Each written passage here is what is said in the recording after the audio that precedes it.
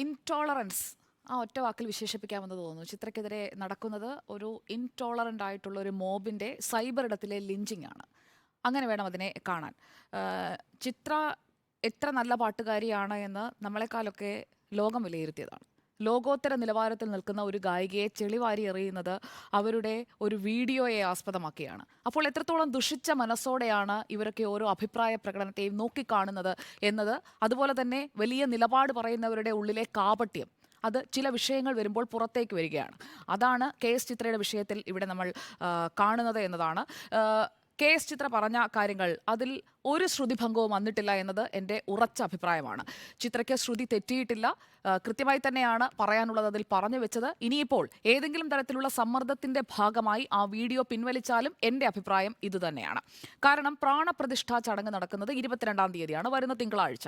പ്രാണപ്രതിഷ്ഠാ ചടങ്ങ് നടക്കുന്ന സമയം 12:20 ഭക്തരെല്ലാം രാമനാമം ജപിക്കണം. അതിൽ പറയുന്നത് ഭക്തരെല്ലാം ജപിക്കണമെന്നാണ്, അല്ലാതെ വിശ്വാസികളല്ലാത്തവർ, താല്പര്യമില്ലാത്തവർ, ലോകത്തുള്ള എല്ലാവരും ജപിക്കണം അങ്ങനെയൊന്നും കെ എസ് ചിത്ര ആ വീഡിയോയിൽ ആവശ്യപ്പെട്ടിട്ടില്ല. ഒന്നാമത്തെ കാര്യം. പിന്നെ ഒരു നിർദോഷമായ അഭിപ്രായമാണ് അവർ പ്രകടിപ്പിച്ചത് എന്നത് ആ വീഡിയോ കാണുന്ന ആർക്കും മനസ്സിലാകും. അത് പൊളിറ്റിക്കലി മോട്ടിവേറ്റഡോ അല്ലെങ്കിൽ ആരെങ്കിലും പറഞ്ഞു പറയിച്ചതോ ഒന്നുമല്ല. ഈ ചടങ്ങിനെക്കുറിച്ചും ഈ അക്ഷതം കൈമാറിയതിനു ശേഷമായിരിക്കാം ഒരുപക്ഷെ ആ പാട്ടുപാടി നൽകിയത്.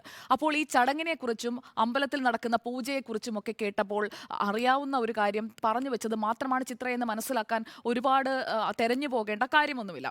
പക്ഷേ ഇവിടെ ഈ സൈബർ ആക്രമണം നടക്കുന്നതിന് പിന്നിൽ കൃത്യമായ ലക്ഷ്യമുണ്ട്. നികേഷ് സാറും ഉണ്ണി സാറും സ്മൃതി മാഡവും ഒക്കെ ഇവിടെ സൂചിപ്പിച്ചല്ലോ. അതായത് ചിത്ര ഒരു ട്രാപ്പിലേക്ക് വീണ് പോയതാകാമെന്ന്. അങ്ങനെ ഒരു ട്രാപ്പാണെന്ന് പറഞ്ഞ് വിശ്വസിപ്പിക്കാൻ ചിത്രയ്ക്ക് ഒരിക്കലും ഇങ്ങനെ പറയാൻ കഴിയില്ല എന്ന് ആളുകളെ ബോധ്യപ്പെടുത്താനായിട്ടുള്ള ശ്രമങ്ങളാണ് ഇപ്പോൾ നമ്മൾ കണ്ടുകൊണ്ടിരിക്കുന്നത്.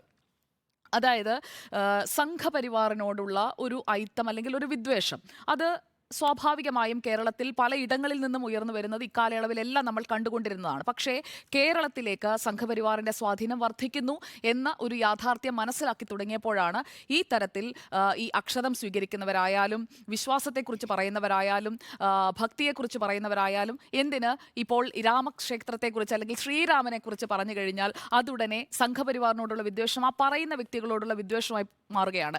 ശോഭന ആ വേദി പങ്കിട്ട് കഴിഞ്ഞപ്പോൾ ഒരു വ്യക്തി പറഞ്ഞല്ലോ, എന്നെ കാണാൻ ശോഭനയെ പോലെയാണ് എന്ന് പറയേണ്ടതില്ല എന്ന്. അതൊക്കെ വലിയ ട്രോളാക്കിയെങ്കിലും അതിനകത്തൊക്കെയുള്ള ഒരു പരിഹാസമുണ്ട്. അതായത് ചിലരോടുള്ള അല്ലെങ്കിൽ ചില വിശ്വാസങ്ങളോടുള്ള ചില ഐഡിയോളജികളോടുള്ള ഒരു ഐത്തം തന്നെ നിലനിൽക്കുന്ന ഒരു സമൂഹത്തിൽ നിന്നാണ് ചിത്രയ്ക്കെതിരായ ഈ പടപ്പുറപ്പാടുണ്ടായതെന്നത് തികച്ചും യാദൃശ്ചികമായ ഒന്നായി ഞാൻ കരുതുന്നില്ല.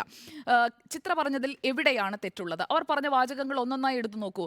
അവർ പറഞ്ഞത് അവർ വിശ്വസിക്കുന്ന കാര്യങ്ങളെക്കുറിച്ചാണ്, അല്ലെങ്കിൽ അവർ അനുഷ്ഠിച്ചു വന്ന കാര്യങ്ങളെക്കുറിച്ചാണ്. ഈ രാമനാമം ജപിക്കലായാലും കുറിതൊടലായാലും അതൊക്കെ ഓരോരുത്തരുടെയും വ്യക്തിപരമായ കാര്യങ്ങളല്ലേ. മറ്റൊരാളുടെ വിശ്വാസത്തിലേക്ക്, മറ്റൊരാളുടെ ബോധ്യങ്ങളിലേക്ക് കടന്നു കയറി ചെന്ന് നിങ്ങൾ പറയേണ്ടത് ഇങ്ങനെയായിരുന്നു, ഇതാണ് നിങ്ങളിൽ നിന്ന് ഞങ്ങൾ പ്രതീക്ഷിച്ചത് എന്ന് പറഞ്ഞവരെ പഠിപ്പിക്കേണ്ടതിൻ്റെ ആവശ്യകത എന്താണ്? നേരത്തെ സാർ പ്രായമൊക്കെ ഇവിടെ പറഞ്ഞല്ലോ. 28 വയസ്സിലും 38 വയസ്സിലും ചിത്ര എന്ത് ചിന്തിക്കണമെന്ന് തീരുമാനിക്കേണ്ടത് താങ്കളോ അല്ലെങ്കിൽ ഞാനോ അല്ലെങ്കിൽ മറ്റൊരാളോ അല്ല. അതാ വ്യക്തി മാത്രമാണ്. നമ്മൾ ഓരോരുത്തരും ചിന്തിക്കുന്നത് മറ്റൊരാൾ നമ്മളെ പറഞ്ഞ് ചിന്തിപ്പിക്കുന്നതോ അല്ലെങ്കിൽ മറ്റൊരാൾ നമ്മുടെ മനസ്സിലേക്ക് കയറിയിരുന്ന് ചിന്തിക്കുന്നതോ ഒന്നുമല്ല. അതുപോലെ തന്നെയുള്ളൊരു വ്യക്തിയാണ് ചിത്രയും. ഇവിടെ ഇന്ന് ശ്രീകുമാരൻ തമ്പി പറഞ്ഞ അഭിപ്രായം വളരെ വ്യക്തമായ പക്വമായ അഭിപ്രായമാണ്.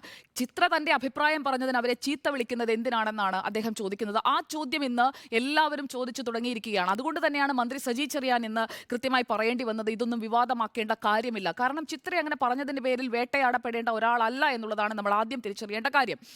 രാമനാമം ജപിക്കണം ണമെന്നും വിളക്ക് കൊളുത്തണമെന്നും ഒക്കെ ചിത്ര പറഞ്ഞു കഴിഞ്ഞു എന്ന് പറഞ്ഞുകൊണ്ട് അവരെ ഉടനെ സംഘപരിവാറാക്കുക അല്ലെങ്കിൽ സംഘപരിവാറിന്റെ ഐഡിയോളജി പിന്തുടരുന്ന ഒരാളാക്കി മാറ്റുക എന്നൊക്കെ പറയുന്നത് അത് കൃത്യമായ ഒരു അജണ്ട സെറ്റിംഗ് ആണ്. അതിന്റെ ആവശ്യം ഇവിടെ ഇല്ല എന്നതാണ് എൻ്റെ അഭിപ്രായം. കാരണം ചിത്ര അങ്ങനെ ഉദ്ദേശിച്ചായിരിക്കില്ല പറഞ്ഞതെന്നാണ് ഞാൻ വിശ്വസിക്കുന്നത്. കാരണം അങ്ങനെയുള്ള ഒരു രാഷ്ട്രീയ നിലപാടോ അല്ലെങ്കിൽ താൻ പിന്തുടരുന്നത് ഈ ഐഡിയോളജി ആണോ എന്ന് ഈ നിമിഷം വരെ ചിത്ര വ്യക്തമാക്കിയിട്ടില്ലാത്തിടത്തോളം നമുക്ക് അങ്ങനെ പറഞ്ഞ് സ്ഥാപിക്കേണ്ട ആവശ്യകത ബിജെപി അനുഭാവിയാണെന്ന് സുജ കരുതുന്നില്ല അല്ലേ? അല്ല, ഞാൻ പറയുന്നത് എൻ്റെ ബോധ്യത്തെക്കാളും ചിത്ര എന്ത് കരുതുന്നു എന്നുള്ളതാണ്. കെ എസ് ചിത്ര എന്ന പാട്ടുകാരിയെ എനിക്കിഷ്ടമാണ്, അവരുടെ പാട്ട് എനിക്കിഷ്ടമാണ്, അവരുടെ വ്യക്തിത്വത്തെയും എനിക്കിഷ്ടമാണ്. പക്ഷെ അവരിങ്ങനെ ചിന്തിക്കണം, അവരിങ്ങനെ ചിന്തിക്കാൻ പാടുള്ളൂ. അവരൊരു വശത്തേക്ക് മാത്രം നോക്കണം, ആ വശം ചേർന്ന് നടക്കണം, ഇന്ന രാഷ്ട്രീയം പിൻപറ്റണം. അത് തീരുമാനിക്കേണ്ടത് ഞാനോ നമ്മൾ ഈ ഇരിക്കുന്ന ആരോ അല്ലെങ്കിൽ മറ്റൊരു വ്യക്തിയോ അല്ല. അത് ആ വ്യക്തിയുടെ മാത്രം അവകാശമാണ്. അതിനുള്ള സ്വാതന്ത്ര്യമുള്ള ഒരു സമൂഹത്തിലാണ് അവർ ജീവിക്കുന്നത്. അവരിപ്പോൾ സംഘപരിവാറിനോടാണ് അവർക്ക് താല്പര്യമെങ്കിൽ അതിനെ നമ്മൾ എന്തിനെതിർക്കണം? നിരോധിത സംഘടനയല്ലല്ലോ. ഒരു നിരോധിത സംഘടനയുടെ ഭാഗമായി പ്രവർത്തിച്ചുകൊണ്ട് ഒരു തീവ്രവാദ പ്രവർത്തനം നടത്തുകയാണെങ്കിൽ നമ്മളതിനെ തുറന്നെതിർക്കണം. അതിന്മേൽ പിന്നെ ചർച്ചയുടെ ആവശ്യമില്ല. പക്ഷേ സർ, ഞാൻ പൂർത്തിയാക്കട്ടെ. ഞാൻ അങ്ങ് പറഞ്ഞപ്പോൾ ഇടപെട്ടില്ല. അങ്ങ് രണ്ടാം ഘട്ടത്തിൽ, ആദ്യഘട്ടത്തിൽ എനിക്ക് പറയാനുള്ളത് ഞാൻ പൂർത്തിയാക്കാം. ഇവിടെ സൂരജ് സന്തോഷിന്റെ വിമർശനം നമ്മൾ കാണുന്നു. അതേസമയം തന്നെ മന്ത്രി സജി ചെറിയാൻ കൃത്യമായി പറയുന്നു, രാമക്ഷേത്രം പണിയാൻ സുപ്രീം കോടതി അനുമതി കൊടുത്തതല്ലേ എന്ന് പറഞ്ഞുകൊണ്ട് ആ വിവാദത്തെ, അത് പോകാൻ പോകുന്ന തലങ്ങൾ മനസ്സിലാക്കിക്കൊണ്ട് അദ്ദേഹം ചെറുക്കുകയാണ്. ഇവിടെ നീചമായ സൈബർ ആക്രമണമാണ്. ഞാൻ ആദ്യത്തെ പോയിന്റിലേക്ക് തിരിച്ചെത്തുകയാണ്. നീചമായ ആക്രമണം അത് സൈബർ ഇടത്തിൽ സംഭവിച്ചുകൊണ്ടിരിക്കുകയാണ്. മുഖ്യമന്ത്രിയെക്കുറിച്ച് അല്ലെങ്കിൽ മറ്റൊരാളെ കുറിച്ചൊക്കെ, പ്രധാനപ്പെട്ട ചില പ്രോമിനന്റ് പേഴ്സൺസിനെ കുറിച്ചൊക്കെയാണ് ഈ രീതിയിൽ പറയുന്നതെങ്കിൽ ഉടനെ കേസിലേക്ക് പോകുമല്ലോ. KS ചിത്ര എത്രത്തോളം വേട്ടയാടപ്പെട്ടു കഴിഞ്ഞ മണിക്കൂറുകളിൽ, അതിലേക്ക് എന്തുകൊണ്ട് നമ്മുടെ ചർച്ച പോകുന്നില്ല? ഇവിടെ ദേശരാഷ്ട്രവാദി ആക്കാനായിട്ടുള്ള ശ്രമം, അല്ലെങ്കിൽ അങ്ങനെയാണ് എന്ന് സ്ഥാപിക്കാനുള്ള ശ്രമം, ഹിന്ദുത്വ രാഷ്ട്രീയത്തിന്റെ വക്താവാക്കി മാറ്റാൻ ശ്രമം നടക്കുന്നു എന്നൊക്കെയാണ് അങ്ങ് പറഞ്ഞത്. അതിനോടും എനിക്ക് വിയോജിപ്പുണ്ട്. ആ വിയോജിപ്പ് കൂടി ഞാൻ പറഞ്ഞു പോവുകയാണ്. 28-ാം വയസ്സിലും 38-ാം വയസ്സിലും KS ചിത്ര എന്ത് ചെയ്തു, എന്ത് ചിന്തിച്ചു എന്നതിനേക്കാൾ കഴിഞ്ഞ 44 വർഷമായി ലോകോത്തര നിലവാരത്തിൽ അവർ പാട്ടുപാടി, ആ പാട്ടിൽ അവരെ മറികടക്കാനായിട്ടുള്ളവർ വളരെ വിരളമാണ് ഇന്നത്തെ ഈ ലോകത്തിൽ. നമ്മൾ ഇന്നീ സംസാരിക്കുന്ന നിമിഷം വരെ എന്നത് മനസ്സിലാക്കി വേണം അവരെ നമ്മൾ വിലയിരുത്താൻ. അല്ലാതെ അവർക്ക് പത്രം വായിക്കില്ല, അല്ലെങ്കിൽ TV-യിലൂടെ വാർത്തകൾ അറിയില്ല എന്നൊക്കെ നമ്മൾ സ്ഥാപിക്കുന്നത് എന്തിനാണ്? ചിത്ര പറഞ്ഞോ ഞാൻ ഇങ്ങനെയൊന്നും അല്ല എന്ന്. അവരോട് ചേർന്ന് നിൽക്കുന്ന ഞാനത് പറഞ്ഞിരുന്നു. ഞാൻ പറയാനുള്ള കാരണം, ചിത്രയുമായി അടുത്ത ബന്ധമുള്ളവർ ചിത്രയുമായി ഇതിനുശേഷം, ഈ സംഭവത്തിന് ശേഷം, സംസാരിച്ച ശേഷം പറഞ്ഞ കാര്യമാണ്. ഞാൻ ഇങ്ങനെ ഒരു കുഴപ്പമുണ്ടാവുമെന്ന് കരുതിയില്ല. ഭക്തിയുടെ അടിസ്ഥാനത്തിൽ മാത്രം പ്രതികരിച്ചു. ഞാൻ പൂർത്തിയാക്കിക്കോട്ടെ. അതിനുശേഷം നമുക്ക് തർക്കിക്കാം. കാരണം എനിക്ക് വിയോജിപ്പുള്ള ഭാഗങ്ങൾ കൂടി എന്റെ ഭാഗത്ത് ചേർത്താണ് ഞാൻ പറയുന്നത്. അപ്പോൾ ഇവിടെ സംഗീതം, KS ചിത്രയെ ഞാൻ മനസ്സിലാക്കിയിടത്തോളം അവർ സംഗീതത്തിന്റെ ലോകത്ത് ജീവിക്കുന്ന 44 വർഷമായി പാട്ടാണ് അവരുടെ ലോകം. ജീവിതത്തിൽ ഉണ്ടായ നഷ്ടങ്ങളെ പോലും അവർ മറികടന്നത് ആ പാട്ടിലൂടെയാണ്. അങ്ങനെ ജീവിക്കുന്ന ഒരു വ്യക്തിയെയാണ് ഇത്തരത്തിൽ ക്രൂശിലേറ്റാൻ ശ്രമിച്ചത്. അത് തികച്ചും വളരെ മോശമായ, ഒരിക്കലും നമുക്ക് പിന്തുടരാൻ കഴിയാത്ത ചില ഇടത് പ്രൊഫൈലുകൾ എന്ന് തന്നെ പറയേണ്ടിയിരിക്കുന്നു. ചില ഇടത് പ്രൊഫൈലുകളൊക്കെ വേട്ടയാടാൻ വേണ്ടി ഈ അവസരം ഉപയോഗിച്ചു. എന്തായാലും മന്ത്രി അടക്കമുള്ളവർ പറഞ്ഞപ്പോഴവർ തിരുത്തുമെന്നാണ് ഞാൻ കരുതുന്നത്. ഇവിടെ നമ്മുടെ കേരളത്തിലേക്ക് വന്നു കഴിഞ്ഞാൽ ഇവിടെ നാമജപവും പള്ളിയിൽ പോക്കും നിസ്കാരവും ഒക്കെ ചെറുപ്പം മുതലേ ശീലമാക്കിയ ഒട്ടനവധി മനുഷ്യരുള്ള ഇടമാണ്.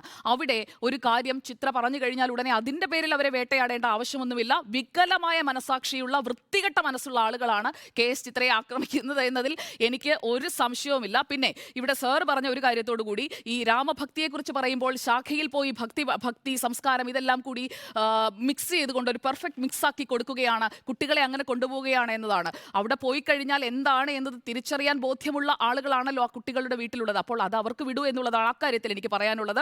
ഈ അക്ഷത വിതരണവും രാമക്ഷേത്രത്തിലേക്ക് പോകുന്നതും അതൊക്കെ ചോയ്സാണ്, അത് വ്യക്തിപരമാണ്. അതിനെ ആ രീതിയിൽ കാണാൻ ഓരോരുത്തർക്കും സ്വയം തീരുമാനിക്കാനും സ്വയം നിർണ്ണയിക്കാനും അധികാരമുള്ള ഒരു രാജ്യത്താണ്. ഒരു മതരാഷ്ട്രമല്ല ഇത് എന്നത് മനസ്സിലാക്കണമെന്ന് അഭ്യർത്ഥിച്ചുകൊണ്ട് അത് തന്നെയാണ് ഞാനും പറഞ്ഞത്. അത് തന്നെയാണ് നമ്മൾ മനസ്സിലാക്കേണ്ടത്. അക്ഷതം സ്വീകരിക്കുന്നതുമായി ബന്ധപ്പെട്ട് അക്ഷതം സ്വീകരിക്കാൻ കഴിയുന്നത് പോലെ തന്നെ അക്ഷതം സ്വീകരിച്ചതിനെ വിമർശിക്കാനും നമ്മുടെ രാജ്യത്ത് സ്വാതന്ത്ര്യമുണ്ടെന്നേ. ശരി,